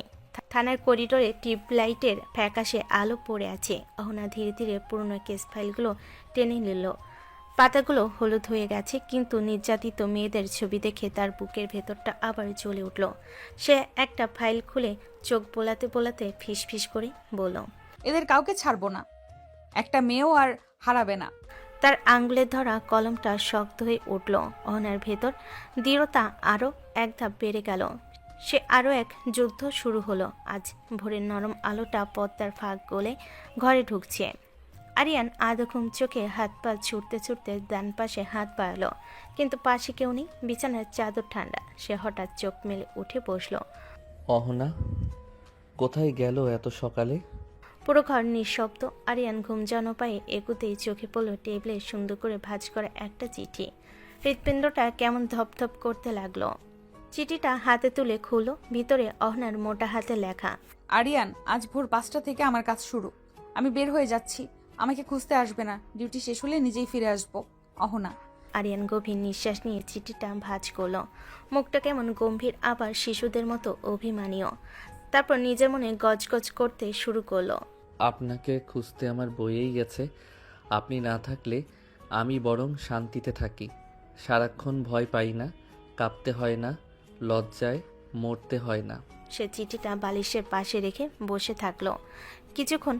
চোখে মুখে শুধু অভিমান, কিন্তু সেই অভিমানের নিচে যে চিন্তা, সেটা লুকাতে পারল না। যাই বলেন, এভাবে কেউ না বলে চলে গেলে আমার ভালোই লাগে না। তারপর মাথা ঝাঁকিয়ে উঠে পড়ল অভিমানী স্বামী। তবুও মনের গভীরে অহনার ফেরার অপেক্ষা রয়ে গেল।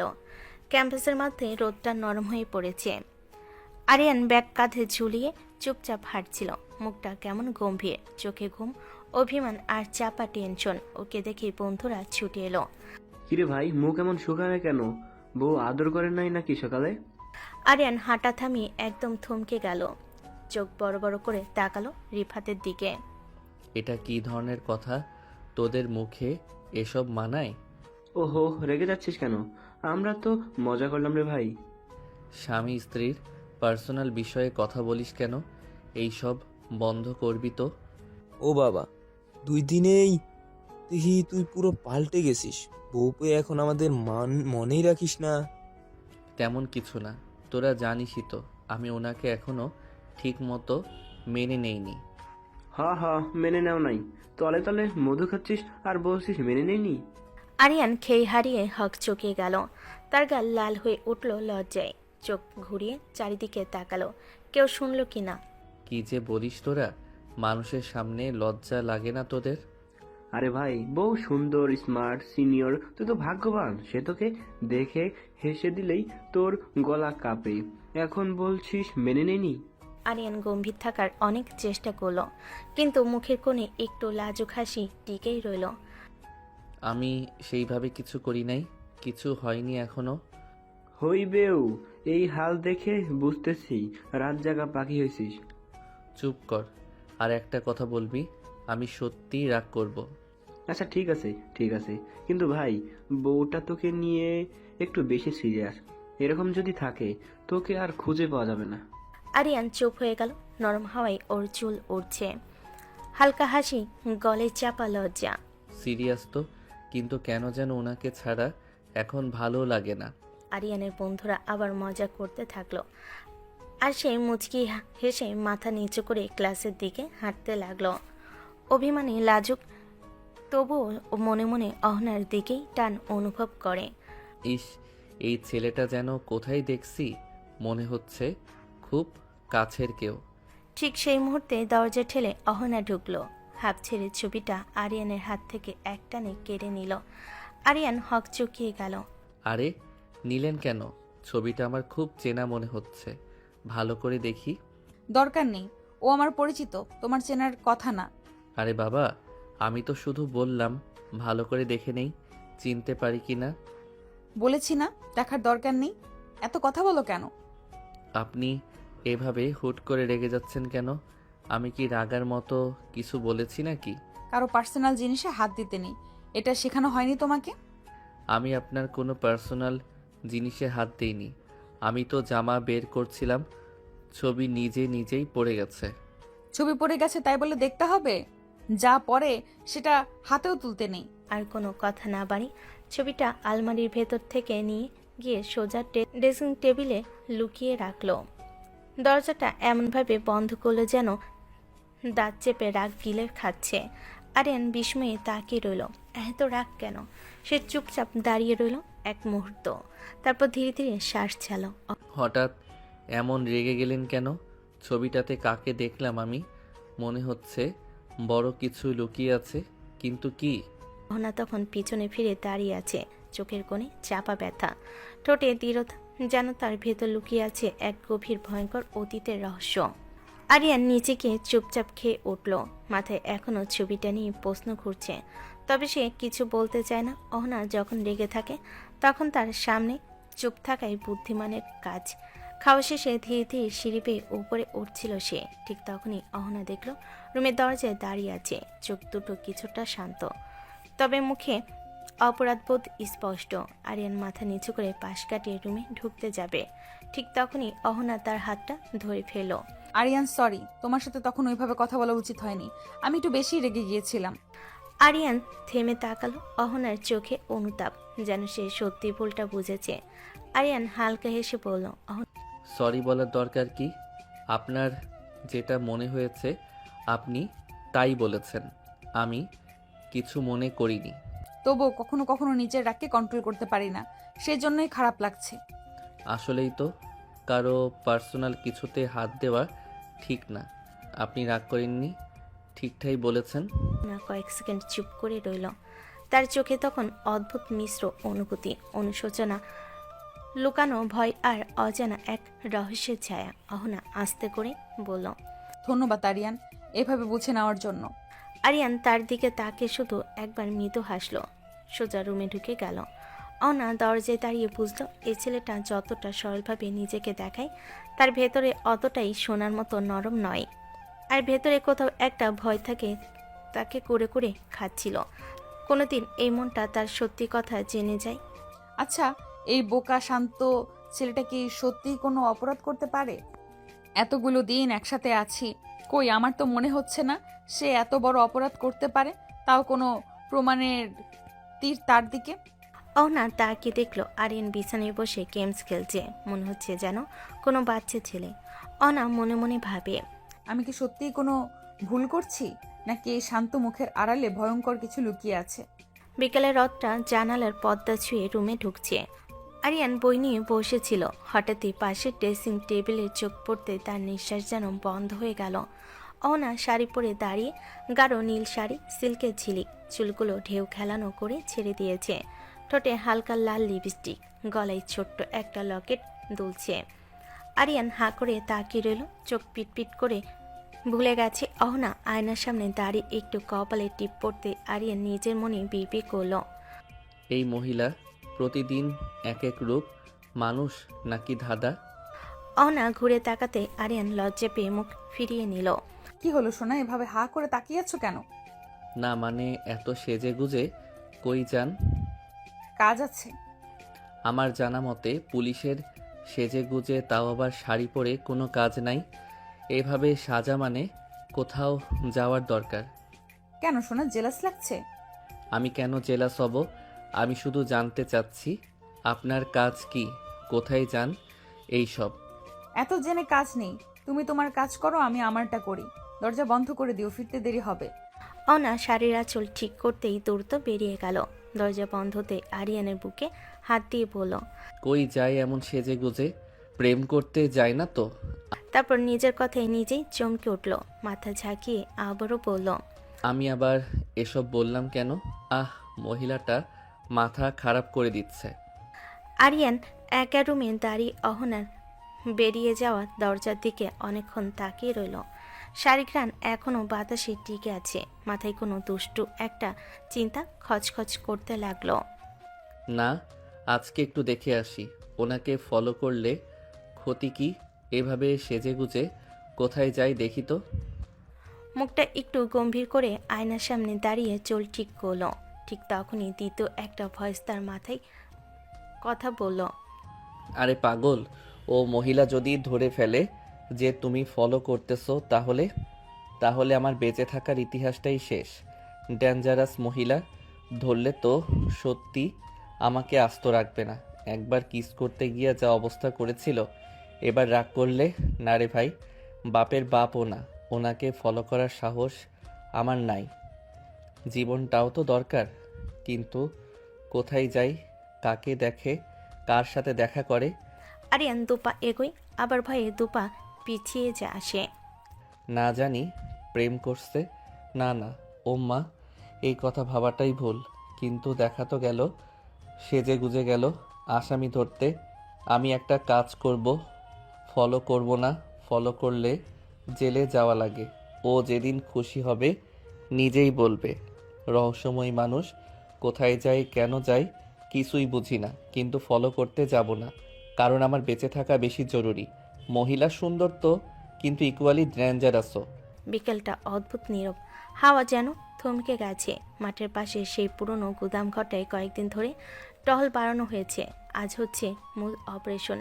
নেতা শহীদুলের ছেলে হাসিবুলকে রেড হ্যান্ডেড করার প্ল্যান। দূরে একটা পুরনো হোন্ডা দাঁড় করিয়ে অহনা ঠান্ডা চোখে পুরো এলাকা স্ক্যান করছিল। তার কানে ছোট্ট একটি ইয়ারপিস, মুখে শান্ত অথচ গভীর কঠোরতা। পাশে সিকিউরিটি ভ্যান, ভেতরে ব্যাকআপ টিম, আর অন্যদিকে দুইজন মেয়ে পুলিশ অফিসার। আজ পুরোপুরি অন্য মানুষ, সাদিয়া আর মাহিমা। আজ তারা একদম গরিব মেয়ের মতো সেজেছে। ফাটা থ্রি পিস, মুখে মাটি মাখানো, হাতের আঙ্গুলের নখগুলো পর্যন্ত কালো করা, চোখে পানির মতো ক্লান্তি ফুটে আছে। ওহনা তাদের দিকে তাকিয়ে মনে মনে বলল। আজ যদি কোনো ভুল হয়, কারো প্রাণও যেতে পারে। স্টেডি থাকো না, স্টেডি। হঠাৎ ওয়াকিটকি থেকে শব্দ, অপারেশন স্টার্ট, টার্গেট লোকেশন ঢুকছে। সামনের রাস্তায় ধুলো উড়ে একটা কালো সুইফট গুদাম ঘরের সামনে দাঁড়ালো। ভেতর থেকে বের হলো হাসিবুলের চোখে সানগ্লাস, মুখে চোখে সানগ্লাস, মুখে বাজে হাসি, আর দুইজন বডিগার্ড পেছনে। দুই নারী অফিসার তার সামনে গিয়ে দাঁড়ালো। নিচু গলায় ভাঙ্গা গরিবাদের সুরে বলল। স্যার, একটা কাজ দেন। অনেকদিন ধরে না খেয়ে আছি, খুব বিপদে আছি স্যার। আমরা দুজন কোনো কাজ করি না, পেট চলে না। আহারে, বাপ্পা না যাইতে দুইটা মালই তো পাইয়া গেছি। এদের বেচে দিলে তো একদম ফাটাফাটি টাকা। চিন্তা করো না, আমি আছি, কাজের বন্দোবস্ত করে দেব। চলো ভেতরে। মেয়ে মাথা নিচু করে তার পেছনে চলল, কিন্তু তারা জানে এই মুহূর্তে তাদের প্রতিটা কথা, প্রতিটা নিঃশ্বাস অহনা শুনছে। অহনা গাড়ির পাশে দাঁড়িয়ে, চোখে টান টান তীক্ষ্ণ দৃষ্টি, তার এয়ারপিসে সাদিয়ার ক্ষীণ গলা। ম্যাম, আমরা ভিতরে ঢুকতেছি। স্টেডি, ভয় পাবে না, সব কন্ট্রোল আমার হাতে। হাসিবুল দুইজনকে নিয়ে গুদাম ঘরে ভিতরে গেল। গেট বন্ধ হতেই চারিদিকে টান টান অন্ধকার নেমে এলো। অহনা ধীরে ধীরে সামনের দিকে এগোতে লাগলো। মনে মনে বলল, বাবা এত সহজে আমাদের ফাঁদে পা দিবে ভাবতেই পারিনি। এতটাই লোভী, এতটাই নোংরা। আজকে তোকে ছাড়বো না। ব্যাকআপ টিম প্রস্তুত থাকবেন। আমার সিগন্যাল পেলেই চারদিক ব্লক করবেন। উপরে ঘরে বসানো ছিল গোপন ক্যামেরা। অহনা স্ক্রিনে দেখল হাসিবুল বাইরে দরজা লক করে দিয়েছে। তার চোখে কাম আর লোভের মিশ্র দৃষ্টি। আচ্ছা, তোরা কাজ করবি তাই তো? কিরে, ভয় পাস না, আমি তোদের ভালো রেটেই বেচে দিব, মানে কাজ দিব। স্যার, কাজটা কি? আগে ভিতরে আয়, তারপর সব বুঝবি। বাইরের লোক জানলে সমস্যা। সারা মনিটর কাঁপিয়ে উঠল। অহনার দু চোখে তীব্র আগুন জ্বলে উঠল। মনে মনে ফিসফিস করে বলল, ঠিক আছে, আর কয়েক সেকেন্ড, তারপর তুই শেষ। সার্জেন্ট ব্লক প্রস্তুত, আমার কাউন্টডাউন ধরুন। 3, 2, 1। ঠিক সেই মুহূর্তেই গুদামের ভিতর থেকে সাদিয়ার কণ্ঠ। বডি ম্যাম এখনই। হাত তুলো, নড়বে না কেউ। পুলিশ চারদিক ঘেরাও করা হয়েছে। গার্ডরা বন্দুক তুলতেই 2 পুলিশ অফিসার 1 সেকেন্ডে নিজেদের পরিচয় ফাঁস করে অস্ত্র বের করলো। গুদাম কেঁপে উঠল চিৎকার আর দৌড়াদৌড়িতে। হাসিবুল হতভম্ব, জিভ শুকিয়ে গিয়েছে। অহনা বন্দুক তাক করে এগিয়ে গিয়ে বলল, তোমার বাবার দাপট এখানে চলবে না। তুই ধরা পড়ে গিয়েছিস একদম ফ্ল্যাগ্যান্ট ডেলিভারিতে। তারপর হাত করা ঝনঝন করে হাসিবুলের কবজিতে বন্ধ হয়ে গেল। খুব শখ ছিল না 2টা মাল বেচে টাকা কামানোর? আজ মাল নয়, তুই জেলে পচবি। হাসিবুল চিৎকার করতে লাগলো, কিন্তু বাইরে ব্যাকআপ টিম ইতিমধ্যে সব নিয়ন্ত্রণে নিয়ে নিয়েছে। অহনা সাদিয়া মাহিমকে দেখে মৃত মাথা নেড়ে বলল, গুড জব, অপারেশন সফল। তারপর মনের ভেতর চাপা তৃপ্তির হাসি। শেষমেশ বাঘের সামনে গরু নিজেই এসে দাঁড়িয়েছে। রাতের অন্ধকার ঘরকে আরো উজ্জ্বল করে তুলছিল অহনার হাসি। সে ঘরে ঢুকে এসে একদম নতুন সাজে, হালকা মেকআপ আর শাড়ি পরে বসেছিল। আরিয়ান থমকে গেল, চোখ বড় করে তাকিয়ে বলল, কি ব্যাপার, এত খুশি কেন? আজকে আমার খুশির দিন, তাই। কেন, বিকেলে কি বয়ফ্রেন্ডের সঙ্গে দেখা করতে গিয়েছিলেন নাকি? সেজন্য এত খুশি? যা খুশি ভাবতে পারো। হঠাৎ করে আরিয়ানের রাগ চেপে উঠল। সে পা ফেলল অহনার দিকে, একদম কাছে এসে দাঁড়ালো। ঠোঁটের দিকে চোখ বুজে বলল, এত সব সাজ কার জন্য? তুমি তো আমার দিকে তাকিয়েও দেখো না, তো আমারও তো সঙ্গী প্রয়োজন, তার জন্যই সেজেছি। আরিয়ান আরো রেগে খেপে উঠল। সে হঠাৎ করে অহনার ঠোঁটে ঠোঁট ডুবিয়ে কিস করতে লাগলো। অহনার চোখ বড় করে অবাক হয়ে উঠল। কি করছো তুমি? আজকে শুধু তোমাকে দেখব, আর কিছু নয়। অহনা ধীরে ধীরে আরিয়ানের কাছে সরে গেল, চোখে মিশ্র উচ্ছ্বাস আর লাজ। দুজনেই ইতিমধ্যে বাতাসে এক অদ্ভুত উত্তেজনা ঘুলে গেল। আরিয়ান আবার কিস করতে করতে ধীরে ধীরে অহনাকে কোলে তুলল। অহনা আর রেগে লাজে নিজের হাত তার বুকের পাশে রাখল। দুজনের মধ্যে শান্তি আর উত্তেজনা একসাথে মিশে গেল।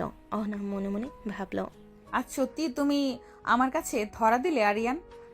আরিয়ান অহনাকে কোলে তুলে বিছানে শুয়ে দিল, তার চোখে মিশ্র উচ্ছ্বাস আর প্রণয়। আরিয়ান চোখে চোখ রেখে বলল, অহনার চোখে লাজ আর নরম হাসি মিশে গেল। সোনা, আমি তোমাকে ভালোবাসি। আজকে এত আদর করব যে তুমি ভুলতে পারবে না। আরিয়ান প্লিজ একটু সরো। কেন? নাকি আমি তোমাকে আদর করি না? আরিয়ান তার ঠোঁটে কিস করতে লাগলো, শাড়ি সরিয়ে বুকে মুখ ডুবিয়ে দিল। কিস করতে থাকলো সারা শরীরে, তারপর অহনা নাভিতে চুমু দিল। অহনা পুরোপুরি আরিয়ানের বশে চলে আসলো। আরিয়ান ইচ্ছে মতো আদর করতে লাগলো অহনাকে। অহনা তার সাথে তাল মেলালো। সকালে আরিয়ান চোখ মেলেই অহনাকে দেখে বিস্মিত হলো। অহনা নিজের ভোরের সাজে চমৎকার, নির্জল কেশ আর লাজুক হাসি। অহনা হালকা চোখে চোখ রেখে বলল, কি ব্যাপার, তুমি নাকি আমাকে মেনে নিবে না? এই কিছুদিন যেতে না যেতেই আমার দেওয়ানা হয়ে গেলে। আরিয়ান হেসে চোখে অগাধ প্রেমে ঝিলিক নিয়ে অহনার দিকে আরো কাছে এলো। জান, তুমি এত সুন্দরী, তোমার দিকে চোখ ফেরানো যায় না। তোমাকে ভালো না বেসে থাকতেই পারলাম না। অহনা লাজুক হেসে কিছু বলতে গিয়েও থেমে গেল। আরিয়ান ধীরে ধীরে অহনার ঠোঁটে চুমু দিল, তারপর গলায় হাত রেখে ধীরে ধীরে মুখের দিকে স্পর্শ করলো। অহনা হালকা থমকে বলল, এখন ছাড়ো, আমার ডিউটি আছে। ঠিক আছে সোনা, তবে আর একটু আদর করব তারপর। অহনা হালকা হাসি দিল, আরিয়ানের হাতে হাত মেলালো। তার দুজনেই শীতল হয়ে একে অপরের কাছে নরমভাবে আর নিঃশব্দে থাকা শুরু করলো। ঘরে শুধু হৃদস্পন্দন, নরম হাসি আর শান্ত উত্তেজনার শব্দ। আরিয়ান মনে মনে ভাবল, আমাকে তোমার দেওয়ানা বানাতে গিয়ে তুমি নিজেই কখন আমার দেওয়ানা হয়ে গেছো বুঝতেই পারছো না সোনা। রাত গভীর, ঘরে শুধু মিলান আলো আর নিস্তব্ধতা। অনা ধীরে ধীরে নিঃশব্দে আরিয়ানের কাছে এসে তার আঙ্গুল ছুঁয়ে নিল। যেন আদর করছে, কিন্তু আসলে তার ফিঙ্গারপ্রিন্ট নিয়েছে।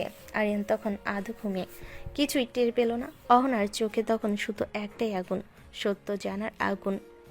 পরের দিন সকালে অহনা ল্যাবে গিয়ে একা দাঁড়িয়ে ভাইয়ের খুনের দিন উদ্ধার হওয়া চাকুটির সামনে, তার উপর শুকিয়ে যাওয়া পুরনো রক্ত, সেই সাথে আজ রাতে চুরি করে আনা আরিয়ানের ফিঙ্গারপ্রিন্ট। তার হাত থরথর করছে, সে প্রার্থনা করছে, হে আল্লাহ, দয়া করে ম্যাচ যেন না করে। কিন্তু স্ক্রিনে মেশিনে শব্দ হলো বিপ। লাল রঙে লেখা ম্যাচ ফাউন্ড। হাত থেকে শরীর পর্যন্ত নিস্তেজ হয়ে গেল। অহনা তার নিঃশ্বাস থেমে গেল, চোখ বড় হয়ে স্ক্রিনের দিকে তাকিয়ে রইল। অহনার মনের ভেতর ঝড়। অহনা মনে মনে চিৎকার করে উঠল, না না, এটা কি সত্যি হতে পারে না। আরিয়ান, তুমি তুমি আমার ভাইকে খুন করেছো? তার দম যেন বন্ধ হয়ে এলো। চোখের সামনে বারবার ভাইয়ের রক্তাক্ত শরীর ভেসে উঠছে, আর সেই হাতে ধরা চাকু এখন স্পষ্ট, সেটা আরিয়ানের হাতের ম্যাচ। অহনান নরম কণ্ঠ যেন ভেতর থেকে বের হয়ে এলো, আরিয়ান, আমি মনে প্রাণে চেয়েছিলাম তোমার হাত যেন ম্যাচ না করে। আমি চেয়েছিলাম তুমি নির্দোষ হও। আমি চাইনি তুমি সেই খুনি হও।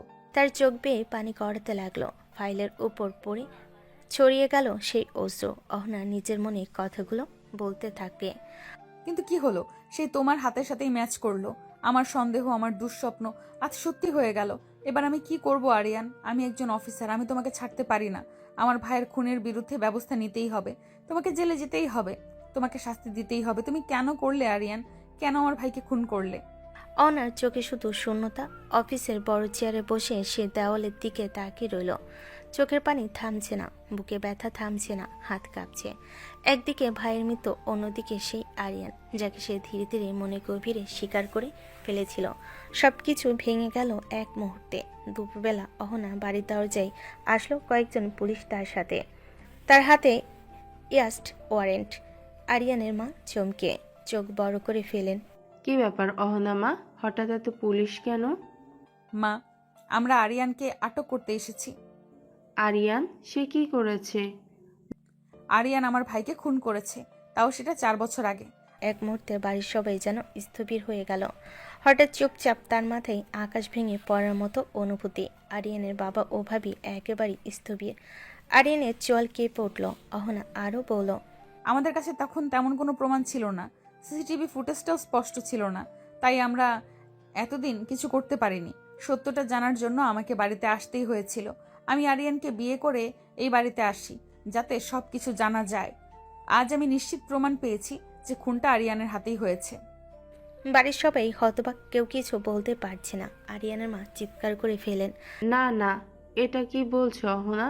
আমার ছেলে, আমার আরিয়ান এসব করতে পারে না। আরিয়ান নিজের জন্য কাঁপতে লাগলো। চোখের সামনে সব ভেসে পড়ল, চোখের সামনে সব ভেঙে পড়ল। ভালোবাসা, বিশ্বাস, সব। অহনার চোখে তখন শুধু আগুন। তোমাকে শাস্তি পেতে হবে আরিয়ান। আমি আমার ভাইকে হত্যা করার অপরাধে তোমাকে ছাড়বো না। ঘরটা আজ অদ্ভুত নীরব। জানালার পর্দা সামান্য দুলছে। আরিয়ান ধীরে ধীরে এগিয়ে এসে ঠিক অহনার সামনে দাঁড়ালো। তার চোখ দুটো লাল, রাগে না কষ্টে বোঝা মুশকিল। বাবা, এতগুলো দিন আমার সঙ্গে থেকে আমাকে এই চিনলেন?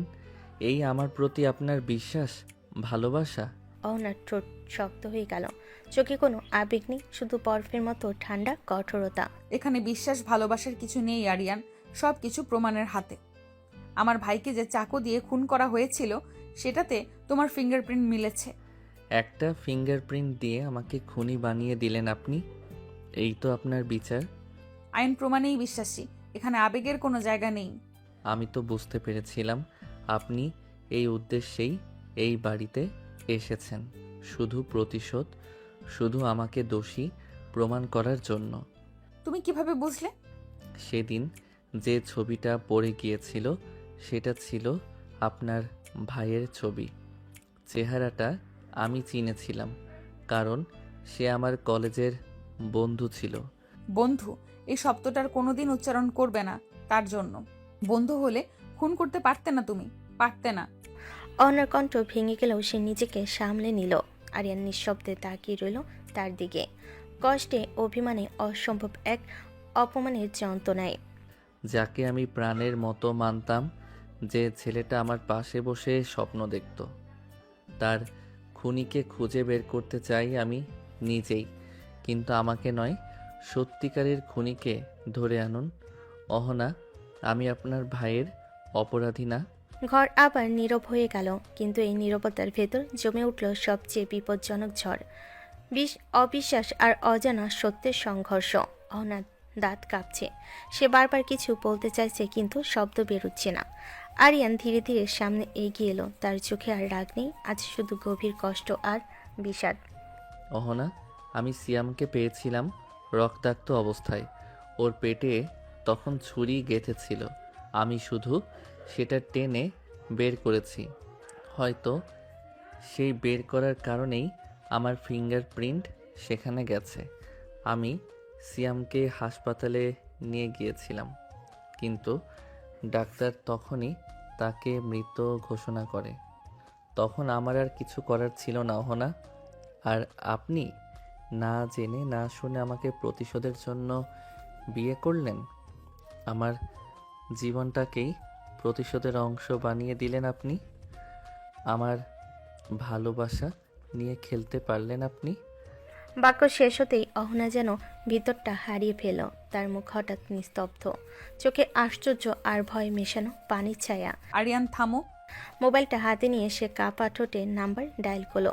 নগ্ন ফোন বাজতেই ওপাশ থেকে গম্ভীর কণ্ঠ। হ্যালো, অহনা? স্যার, আমি আমার ভাইয়ের কেসটা স্থগিত করতে চাই। কি বলছো তুমি? তোমার এত বছরের সাধনা, প্রমাণ, লড়াই, এসব কি খেলনা? না স্যার, কেসটা আমি আবার রিওপেন করব, কিন্তু আমার কিছুদিন সময় লাগবে। আমাকে কিছু জিনিস যাচাই করতে হবে। আচ্ছা, ঠিক আছে, তোমার যা ভালো মনে হয় করো। আমি তোমার উপর ভরসা রাখছি। কল কেটে যাওয়ার শব্দে ঘরটা আবার নীরব হয়ে গেল। অহনার হাত থেকে মোবাইলটা ধীরে ধীরে নিচে নেমে এলো। আরিয়ান তখনও দাঁড়িয়ে নিঃশব্দে, কিন্তু তার চোখে ক্ষত। অহনা মাথা তুলল। তার চোখে আজ প্রথমবার ভয় আর অপরাধ বোধের ছায়া। ঘরটা নিস্তব্ধ। আরিয়ানের চোখ দুটো লাল, মুখে কেমন শক্ত ভাব। সে ধীরে ধীরে ঘর পেরিয়ে বেলকুনিতে গিয়ে দাঁড়ালো। হিম হাওয়া বইছে, কিন্তু তার ভেতরে আগুন আরও তীব্র। অহনা তার পিছনেই দৌড়ে এলো। আরিয়ান প্লিজ, আমার কথা শোনো।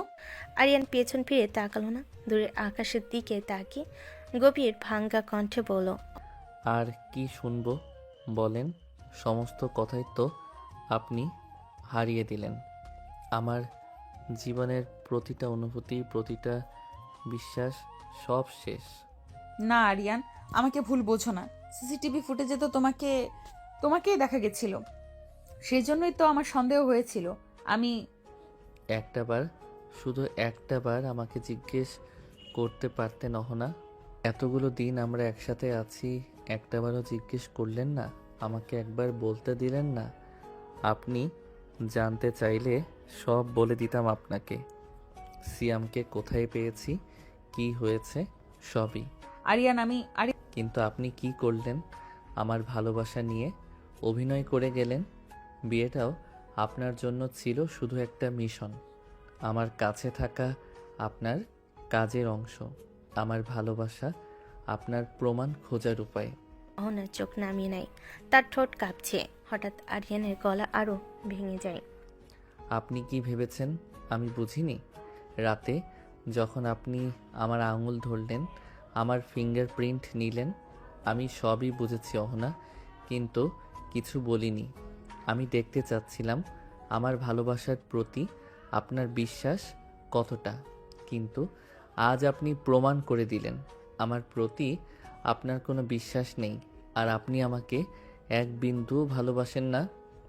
অহনার বুকটা যেন মুহূর্তে ভেঙে চুরমার হয়ে গেল। তার চোখ বেয়ে পানি পড়তে লাগলো, কিন্তু আরিয়ান তার দিকে তাকালো না, কারণ সে জানে তাকালে সে হয়তো ভেঙে পড়বে। বেলকুনির বাতাসে দাঁড়িয়ে দুজনের মাঝে আজ প্রথমবার দাঁড়িয়ে রইল একটা বিশাল দূরত্ব, যা হয়তো আর কোনোভাবেই পূরণ করা যাবে না। রাতের আকাশে ঝড় ওঠার মতো অস্থিরতা। আরিয়ান দ্রুত পায়ে হেঁটে রুম থেকে বেরিয়ে গেল। চোখে রাগ, কষ্ট, অপমান সব একসাথে মিশ্রিত। অহনা তার পিছনে দৌড়াতে দৌড়াতে ডেকে উঠল। আরিয়ান থামো প্লিজ, আমার কথা শোনো।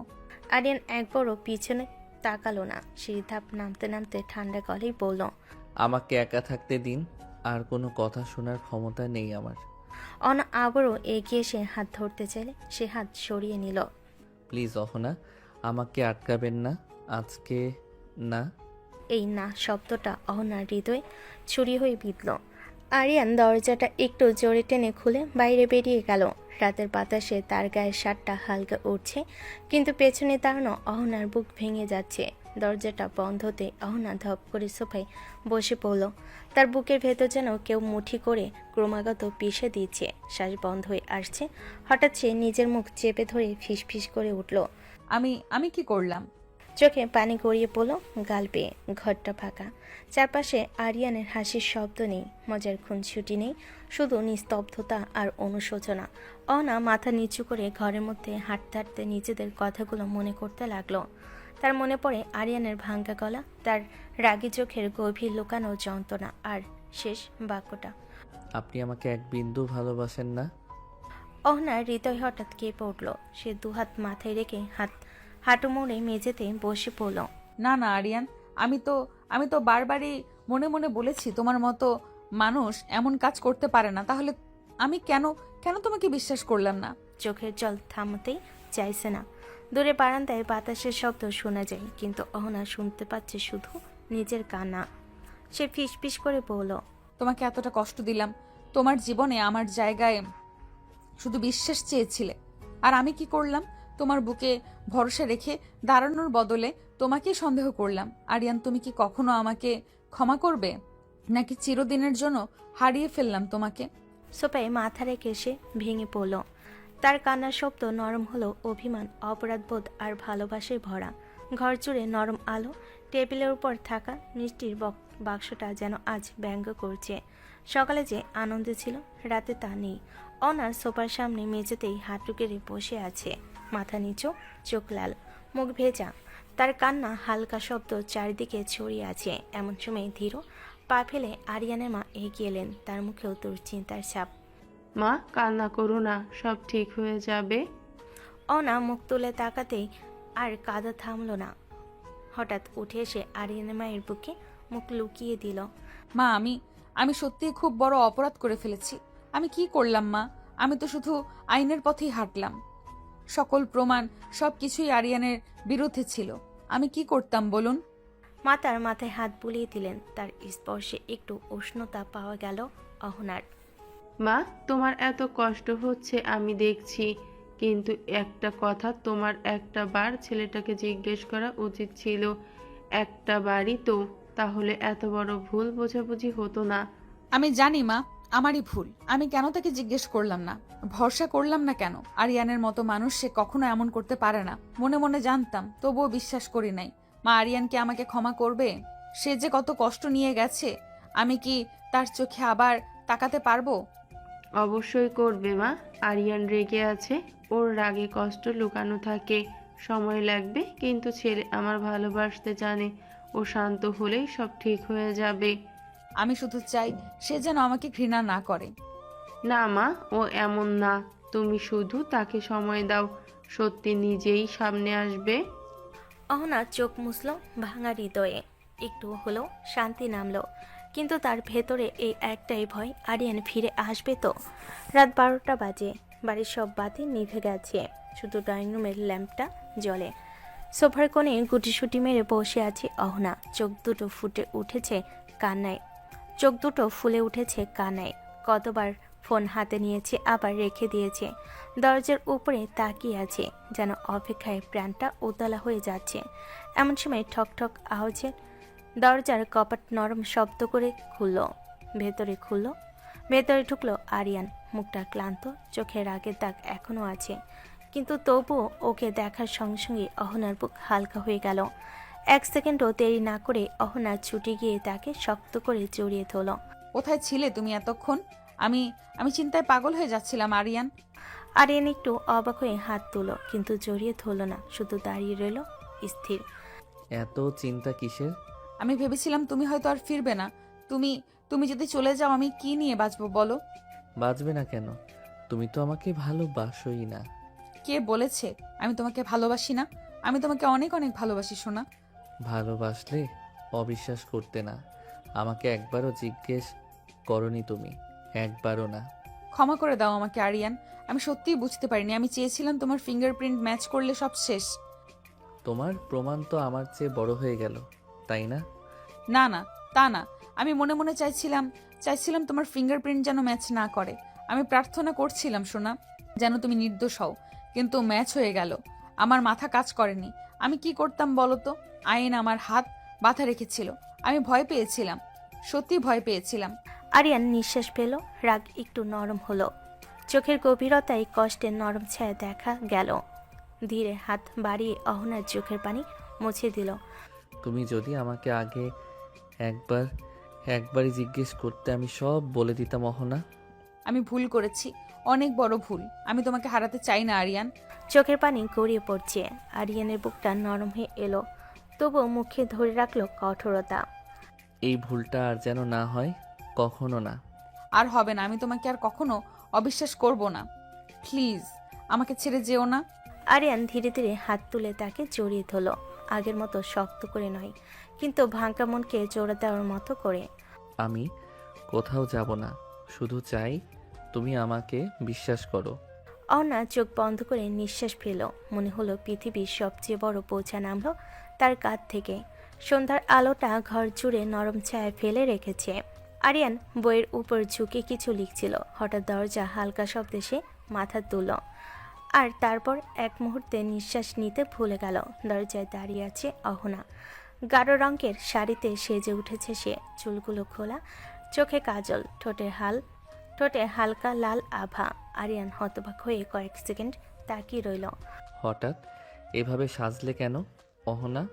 অহনা ধীরে ধীরে কাছে এগিয়ে এলো, তার চোখে লজ্জা, অপরাধবোধ আর অদ্ভুত এক কোমলতা।